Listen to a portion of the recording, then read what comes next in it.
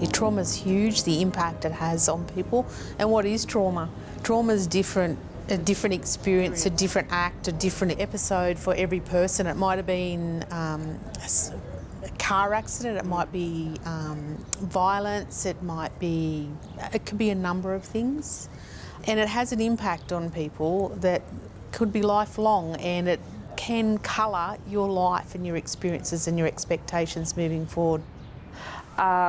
We need to be trauma informed. We need to be aware, firstly, that trauma exists in society, and that when people experience trauma at any point in their lives, what can happen is it can overwhelm their ability to cope and have ongoing ramifications in their life, and that influences how safe they feel in environments. It's challenging getting work now because I suffer anxiety, but I can control most of it. It's just when it hiccups, and it's just, it's someone that will accept you for who you are. Look at all the good things you can do, then when something goes pear-shaped, oh yeah, having a problem, let's help him.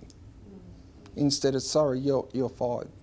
A lady that's been in a domestic violence situation, trying to protect her kids from a violent partner, husband, may not want to be alone in a room with a man, especially at the back of the room when he's near the door. So you've got to, if you're a male working with that person or volunteering with that person, you should keep that at the forefront of your mind, because you really don't want to trigger that person unintentionally.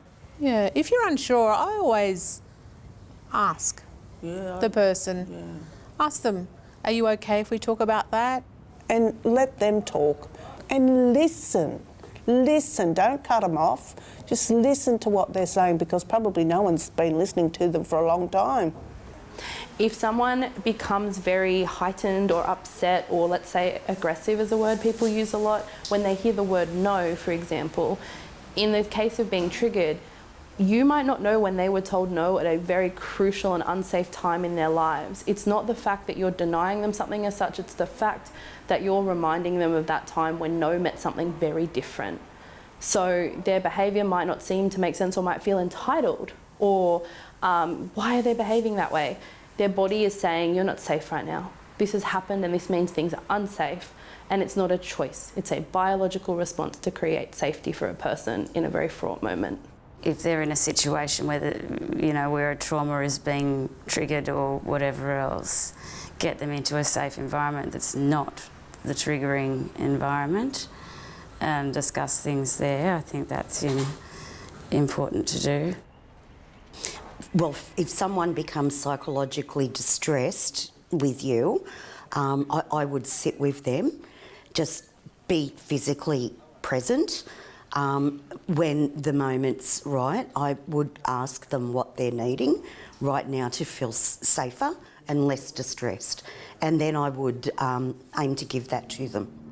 The number of myths that still are, pervasive and entrenched out there in the general community, and the classic one I find is, what if I say something and they go off?